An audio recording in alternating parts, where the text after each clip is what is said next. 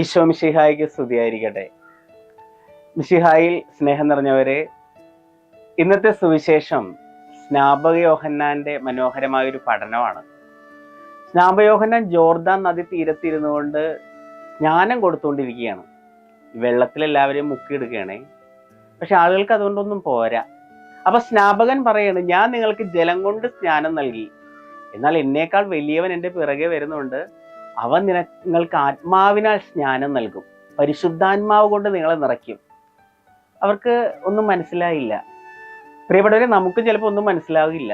ജലം കൊണ്ടുള്ള സ്നാനം, പരിശുദ്ധാത്മാവ് കൊണ്ടുള്ള സ്നാനം എന്താണിത്? ജോർദാൻ നദി തീരത്ത് സ്നാപക യോഹന്നാൻ കൊടുത്തതാണ് എല്ലാവരും വെള്ളത്തിലൊന്ന് മുക്കിയെടുത്തു, അത് ജലം കൊണ്ടുള്ള സ്നാനം. എന്നാൽ സെഹിയോൻ ഊട്ടുശാലയിൽ ഈശോയുടെ മരണ ഉത്ഥാനങ്ങൾക്ക് ശേഷം പരിശുദ്ധ അമ്മയും ശിഷ്യന്മാരും ഒന്നിച്ചിരുന്ന് പ്രാർത്ഥിച്ചുകൊണ്ടിരുന്നപ്പോ പന്തക്കുസ്ത തിരുനാളിൽ കിട്ടിയതാണ് പരിശുദ്ധാത്മാവ് കൊണ്ടുള്ള സ്നാനം. ആ സ്നാനത്തിന് വേണ്ടി ഒരുങ്ങാനായിട്ടാണ് സ്നാപക യോഹന്നാൻ ഇന്നത്തെ സുവിശേഷത്തിലൂടെ നമ്മളെ ഓർമ്മപ്പെടുത്തുന്നത്. ഇന്ന് നമ്മൾ പ്രത്യേകമായിട്ട് ധ്യാനിക്കേണ്ടത് ഈ രണ്ട് സ്നാനങ്ങളെ കുറിച്ചാണ്. ഈ രണ്ട് സ്നാനവും മനസ്സിലാകണമെങ്കിൽ ഈ രണ്ട് സ്നാനവും നൽകുന്നവരെ മനസ്സിലാക്കണം. ഒന്നാമത്തെ സ്നാനം ജലം കൊണ്ടുള്ള സ്നാനം, സ്നാപക യോഹന്നാനാണ് അത് നൽകുക. പക്ഷെ സ്നാപക യോഹന്നാൻ ആരാണെന്ന് മനസ്സിലാകണമെങ്കിൽ അദ്ദേഹത്തിന്റെ ആ വാക്കുകൾ നമ്മളൊന്ന് ധ്യാനിക്കണം. വഴിയൊരുക്കാൻ വന്നവന്റെ വലിപ്പം മനസ്സിലാകുന്നത് അവിടെയാണ്. ഞാൻ ജലം കൊണ്ട് സ്നാനം നൽകും, എന്നാൽ എന്നേക്കാൾ ശക്തനായവൻ എൻ്റെ പിറകെ വരുന്നു, അവന്റെ ചെരുപ്പിന്റെ വാറഴിക്കാൻ പോലും യോഗ്യനല്ല. പ്രിയപ്പെട്ടവർ, ഇങ്ങനെയൊരു വചനം തമാശയ്ക്ക് പോലും ചിലപ്പോൾ നമുക്ക് പറയാൻ പറ്റത്തില്ല. കാരണം അത്രമാത്രം ആഴവും ആത്മാർത്ഥതയും ഉണ്ട് ആ വാക്കുകൾക്ക്. കാരണം അവന്റെ ചെരുപ്പിന്റെ വാറഴിക്കാൻ പോലും ഞാൻ യോഗ്യനല്ല എന്ന് പറഞ്ഞ് ദൈവപുത്രന്റെ മുന്നിൽ ഞാൻ ഒന്നുമല്ല എന്നുള്ള പ്രഖ്യാപനമാണ് സ്നാപകൻ നടത്തുക. ശരിക്കും പറഞ്ഞാൽ ജലം കൊണ്ടുള്ള സ്നാനം യാഥാർത്ഥ്യമാകുന്നത് സ്നാപകൻ ഉണ്ടാകുന്ന ഈ എളിമയുടെ മനോഭാവത്തിൽ നമ്മൾ മുങ്ങിക്കുളിച്ച് കയറുമ്പോഴാണ്. പ്രിയപ്പെട്ടവരെ, അപ്പൊ ഒന്നാമതായിട്ട് നമ്മൾ സ്വന്തമാക്കേണ്ടത് ഈ ജലം കൊണ്ടുള്ള സ്നാനത്തിൽ അത് നൽകുന്ന സ്നാപകന്റെ ആ താഴ്മയുടെ, എളിമയുടെ, ശൂന്യവൽക്കരണത്തിന്റെ മനോഹരമായ മാതൃകയാണ്. രണ്ടാമത്തെ സ്നാനം നൽകുന്നത് ഈശോയാണ്. ശിഷ്യന്മാരോട് പറയുന്നുണ്ട്, ഞാൻ പോയി കഴിയുമ്പോൾ സഹായകൻ വരും, നിങ്ങൾ പ്രാർത്ഥിച്ച് കാത്തിരിക്കണം. പ്രിയപ്പെട്ടവരെ, ഈശോയുടെ മരണ ഉദ്ധാനങ്ങൾക്ക് ശേഷം ശിഷ്യന്മാർ പരിശുദ്ധ അമ്മയോടൊപ്പം പ്രാർത്ഥിച്ച് കാത്തിരുന്നു. അങ്ങനെ പന്തക്കുസ്ത തിരുനാളിൽ അവർക്ക് കിട്ടുകയാണ് പരിശുദ്ധാത്മാവ് കൊണ്ടുള്ള സ്നാനം. ആ സ്നാനം നൽകിയത് ഈശോയാണ്.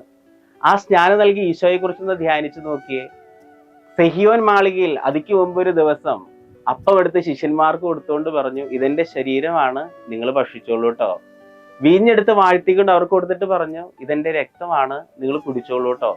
പിറ്റേ ദിവസം ഈശോ കാൽവരി കുരിശിൽ കിടന്നുകൊണ്ട് പറഞ്ഞു, പിതാവ്, ഇവർ ചെയ്യുന്നത് എന്തെന്ന് ഇവരെ അറിയുന്നില്ല, ഇവരോട് ക്ഷമിച്ചേക്കണേ. പ്രിയപ്പെട്ടവരെ, ശരീരം കൊടുത്തു, രക്തം കൊടുത്തു, പൂർണ്ണമായിട്ട് ക്ഷമിച്ചു. ശരിക്കും ദൈവാത്മാവിലുള്ള സ്നാനം സ്വന്തമാക്കി എന്ന് പറഞ്ഞാൽ യേശുവിൻ്റെ ഈ വലിപ്പത്തിലേക്ക് വളരുകയാണ്. മുഴുവൻ കൊടുക്കാനുള്ള വലിപ്പം, ശരീരവും രക്തവും ജീവനും ജീവിതവും ക്ഷമയും ഒക്കെ കൊടുക്കാനുള്ള വലിപ്പത്തിലേക്കുള്ള വളരലാണ് ഈ പരിശുദ്ധാത്മാവ് കൊണ്ടുള്ള സ്നാനം. അപ്പൊ നമ്മെ സംബന്ധിച്ചിടത്തോളം ഈ ജലത്താലുള്ള സ്നാനവും ആത്മാവിനാലുള്ള സ്നാനവും നമ്മൾ സ്വന്തമാക്കേണ്ടവരാണ്. പരിശുദ്ധാത്മാവിനാൽ നമ്മൾ നിറയേണ്ടവരാണ്. കുറെ നാളുകൾക്ക് മുമ്പ് ഞാനൊരു പള്ളിയിൽ കൊച്ചച്ഛനായി സേവനം ചെയ്തിരുന്നു. അപ്പോൾ അവിടെ ഉള്ളൊരു വീട്ടിലൊരു മകന്, ഞാൻ ആ പള്ളിയിൽ നിന്നൊക്കെ പോകുന്നതിന് ശേഷം ആ വീട്ടിലുള്ള മകൻ കേരളത്തിന് പുറത്തൊരു സ്ഥലത്ത് പഠിക്കാനായിട്ട് പോയി. പക്ഷെ അവൻ അവിടെ ചെന്ന് കത്തോലിക്ക സഭയ്ക്ക് പുറത്തുള്ളൊരു പ്രാർത്ഥനാ കൂട്ടായ്മയിൽ അംഗമായി. അവൻ അതിൻ്റെ പുറകെയാണ്. പഠനമൊക്കെ ഇല്ലാതെ, പഠിക്കാനൊന്നും പോകാതെ, ക്ലാസ്സൊക്കെ കട്ട് ചെയ്ത് അതിൻ്റെ ഒപ്പം പോയി. വീട്ടിൽ നിന്നൊക്കെ വിളിപ്പിച്ചു. അവൻ പിന്നെ വീട്ടിലേക്ക് വന്നു. അവന് വേറൊരു അവസ്ഥയിൽ ജീവിക്കുകയാണ്. അപ്പൊ അവന്റെ അമ്മ ഒരു തവണ എന്നെ വിളിച്ചിട്ട് പറഞ്ഞു, അച്ഛൻ വന്നൊന്ന് സംസാരിക്കണം. അവൻ പരിശുദ്ധാത്മാവിനെ കിട്ടിയെന്ന് പറഞ്ഞ് എന്തൊക്കെയോ കാട്ടിക്കൂട്ടുന്നുണ്ട്. അവന്റെ അമ്മ പറയണേ, പരിശുദ്ധാത്മാവിനെ കിട്ടിയതാണോ പ്രാന്തായതാണോ എന്ന് എനിക്ക് മനസ്സിലാവില്ല, അച്ഛനൊന്ന് വരണം. ഞാൻ എന്തും ആയിക്കൊള്ളട്ടെ എന്ന് വിചാരിച്ചു ഒരു ദിവസം അവന്റെ വീട്ടിൽ ചെന്നു. ഉച്ച കഴിഞ്ഞുള്ള സമയമാണ്. ഞാൻ വീട്ടിലേക്ക് ചെന്നു. ചേച്ചി വാതിലൊക്കെ തുറന്ന് അകത്ത് കയറി കഴിഞ്ഞപ്പോൾ അവനോട് ഇരിക്കുകയാണ്. അവന് കണ്ട ഭാഗ്യ ഓടി വന്നിട്ട് എൻ്റെ തലയിൽ പിടിച്ചിട്ട് പറയണം, അച്ഛൻ്റെ, ജോമോനച്ഛൻ്റെ ജീവിതത്തിലുള്ള എല്ലാ പിശാചിക്കളും ഒഴിഞ്ഞു പോട്ടെ, വിട്ടുപോട്ടെ എന്നൊക്കെ പറഞ്ഞിട്ട് അവൻ കുറെ അങ്ങോട്ട് പറയാണ്. അവൻ എൻ്റെ തല പിടിച്ച് കുലുക്കിക്കൊണ്ടിരിക്കുകയാണ്. ഉണക്കത്തേങ്ങ കുലുക്കണ പോലെയാണ് അവൻ എന്നിട്ട് കുലുക്കണത്. പ്രിയപ്പെട്ടവരെ, ഞാൻ പറഞ്ഞു, അവൻ എങ്ങനെ പറഞ്ഞുകൊണ്ടിരിക്കും, വിട്ടുപോട്ടെ. ഞാൻ പറഞ്ഞു, എൻ്റെ പൊന്നുമോൻ ഇങ്ങനെ പറഞ്ഞ എൻ്റെ തല വിട്ടുപോരോടാ. എന്തെങ്കിലും ആയിക്കൊള്ളട്ടെ. ഞങ്ങൾ അവിടെ ചെന്ന് ഇരുന്നു, സംസാരിച്ചു തുടങ്ങി.